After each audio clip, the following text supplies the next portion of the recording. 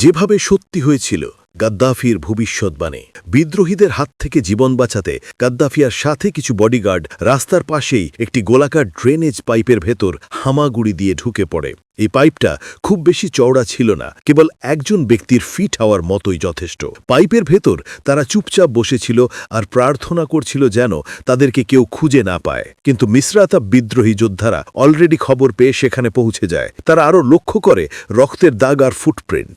তারা এই রক্তের দাগটাকে অনুসরণ করতে করতে একটি ড্রেনের প্রবেশপথের সামনে উপস্থিত হয়, আর এখানেই তারা গাদ্দাফিকে গুটি মেরে লুকিয়ে বসে থাকতে দেখে ফেলে। তার পরানে ছিল একটা বাদামি প্যান্ট, আর তার টি শার্টটা রক্তে লাল হয়ে গিয়েছিল। তারা গাদ্দাফির জামা ধরে টেনে পাইপের ভেতর থেকে বের করে আনে। গাদ্দাফি ঠিকভাবে হাঁটতে পারছিল না।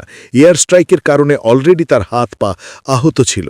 এরপর তারা গাদ্দাফি ও তার ছেলেকে জীবিত বন্দি করে। বাকি যারা পালিয়ে যাবার চেষ্টা করছিল এদেরকে শ্যুট করে দেয়া হয়, আর কিছু জনকে বন্দি করে নেওয়া হয়। গাদ্দাফির বন্দির নিউজটি ফোন আর রেডিওর মাধ্যমে দ্রুত সব জায়গায় ছড়িয়ে পড়ে। ধীরে ধীরে আরও বিদ্রোহী ফাইটাররা সেখানে জমা হতে থাকে। এরা তাকে লাঠি আর ঘুষি মারতে থাকে।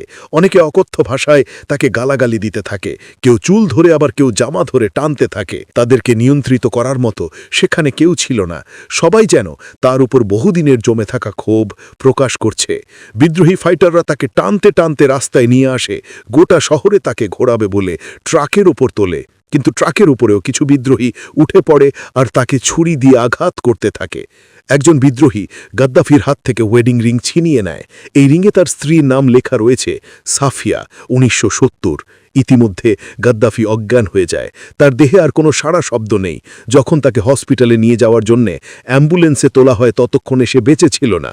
ডাক্তারদের মতে তার মাথায় আর পেটে শ্যুট করা হয়েছিল।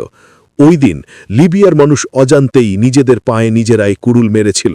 একটা সময় গাদ্দাফি বলেছিল, আমার পরে বন্যা হবে, মানে আমি চলে গেলে সবকিছুই ভেঙে পড়বে, ঠিক যেভাবে বন্যা সবকিছুকে ভাসিয়ে নিয়ে যায়। আজ দেশটার অবস্থা সত্যিই শোচনীয়। যেখানে এই দেশের মানুষ গাদ্দাফি শাসনের আন্ডারে ফ্রি শিক্ষা ব্যবস্থা, free health care, free electricity, ঘরে ঘরে চাকরির সুযোগ সুবিধা ভোগ করত, কিন্তু গাদ্দাফির মৃত্যুর পর থেকে এই দেশটা আজও শান্তি ফিরে পায়নি। 2011 সালের পর থেকে গৃহযুদ্ধ, অনাচার আর বিভিন্ন গোষ্ঠীর মধ্যে সংঘাতের কারণে দেশটা যেন নরকে পরিণত হয়।